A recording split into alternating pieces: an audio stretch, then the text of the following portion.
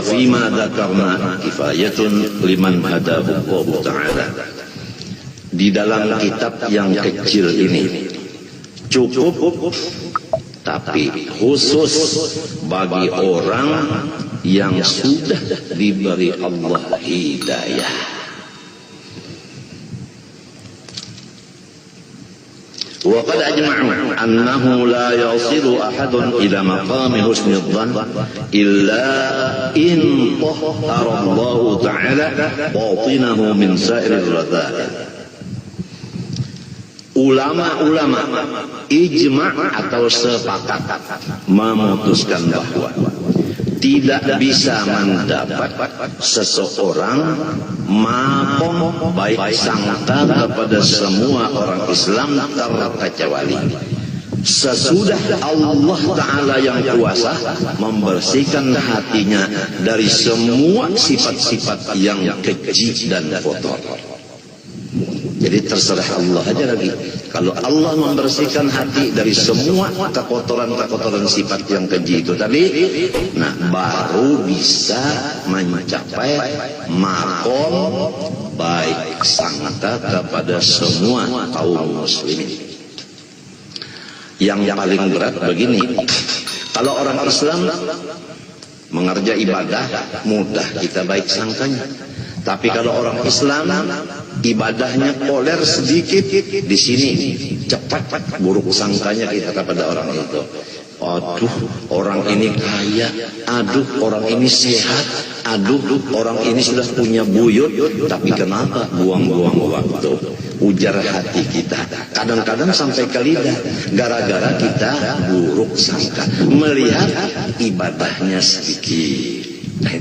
Jadi kalau melihat ibadah orang itu sedikit, buruk sangka, karena sedikitnya itu yang dilihat. Kalau kita tidak melihat sedikitnya itu lagi, yang kita lihat ibadahnya itu aja. Jangan ada sedikitnya, jangan ada banyaknya, jangan. Sedikit ibadahnya yang dilihat, pasti kita baik sangka kepada orang itu. Demikian kepada orang kaya. Aduh, orang itu banyaknya hartanya, tapi namun pelit sekali. Nah, karena kita melihat pelitnya, kita tidak melihat dia tiap tahun zakat dilaksanakan. Yang dilihat itu setahun sekali zakatnya itu yang dilihat. Tapi berat ini. Yang kebanyakannya kita melihat zakatnya itu tidak dilihat lagi. Yang dilihat sehari-seharinya itu. Tidak pernah memberi makan orang, tidak pernah mengumpulkan anak yatim dan sebagainya. Memang kalau Allah belum membersihkan hati kita, begitulah kejadiannya. Terutama di rumah tangga kita, laki istri, mudah-mudahan Allah Ta'ala membersihkan hati masing-masing.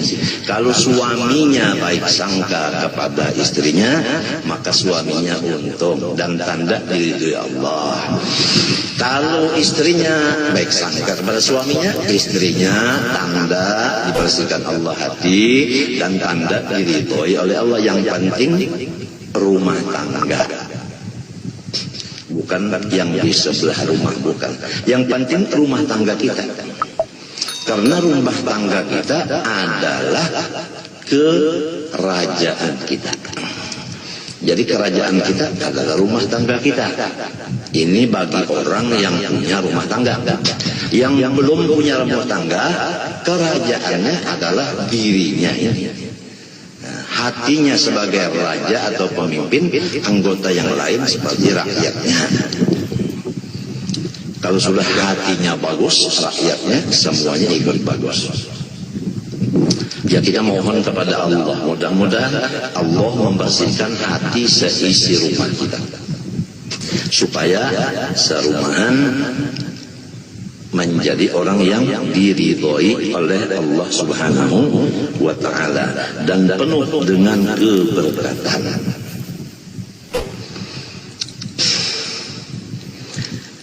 Nah, adapun jalan untuk atau adapun ciri orang yang bakal dibersihkan Allah Ta'ala hatinya, pertama, dia mendapatkan seorang guru yang memimpin akan hatinya.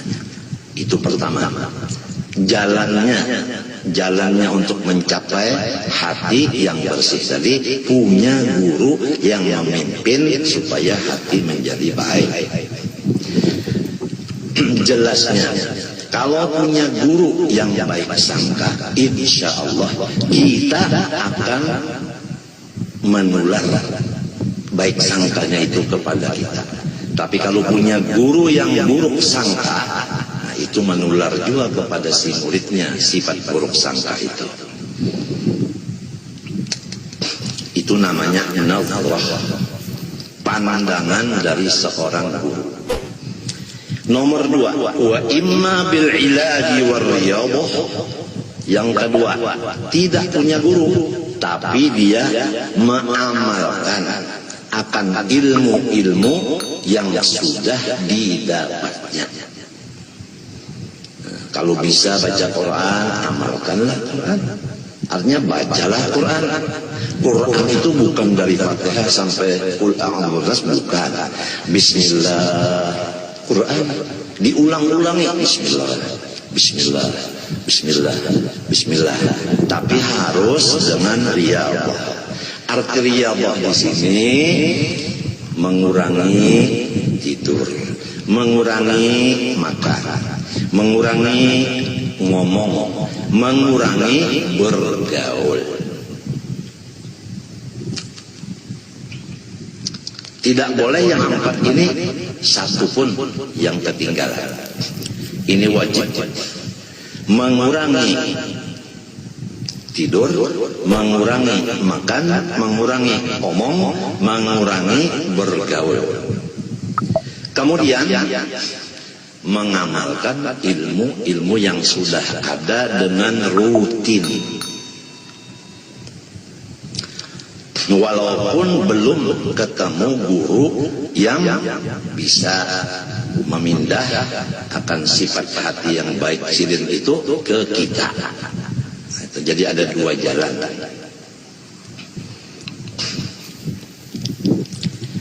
Adapun tandanya orang yang sudah selesai daripada perkara ini sehingga mendapat hasil, yaitu baik sangka, yaitu bihaitsu yasiru la yahturul fahsya'u ala bali, yaitu sekira-kira kada pernah sedetik lagi pun melihat aib orang lain.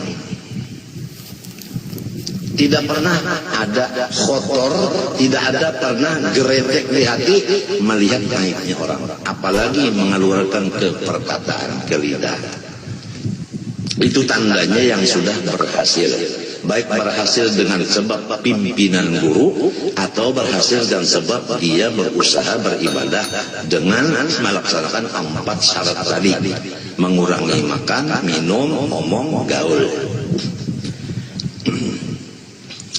Jadi itu ada ukurannya. Udah sampai belum? Gitu. Wa ma dama fi batinihi syai'un min ar-radha'il fal ghalibu su'u dhannihi bin nas. Selama masih ada di hati seseorang sedikit saja daripada sifat yang tidak baik, maka jelas sangka-sangkanya dengan orang lain pasti jahat. Jadi selama ada sifat yang jahat sedikit terjadi hati suami, pasti dia buruk sangka kepada istrinya. Demikian istri terhadap suaminya, demikian adik terhadap kakaknya, kakak terhadap adiknya. Jadi rumah tangga menjadi neraka jahanam, bukan menjadi surga ridwan lagi, bukan. Karena ada satu aja yang belum bersih hati, tandanya sangka-sangka tidak baik. Kenapa jadi orang buruk sangka kepada saudaranya sendiri? Qiyasan ala ma indahu, karena dia menganggap bahwasanya diri orang yang jahat itu sama dengan aku.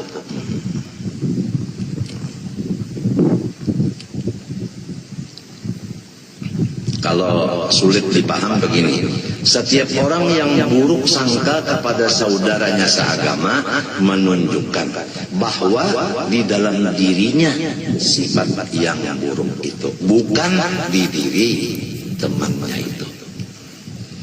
Wa fi hadzal ma'na qala ba'dhum, berkata sebahagian daripada ulama wali, idza sa'a fi'lul mar'i sa'at dununuhu wa sadda qama ya'taduhu min tawahhumi wa 'ada muhibbihi biqawli 'idatihim wa asbaha fi lailin minasyakki mudlimi. Pangulun mapailun di mapaulun bahar apa tawil kalula. Idza sa'a fi'lul mar'i sa'at dununuhu, buktinya orang yang dannya jahat.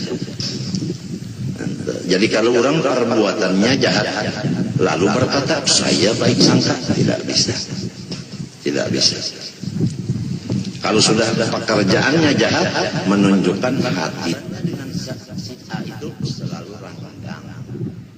Nah itu tandanya.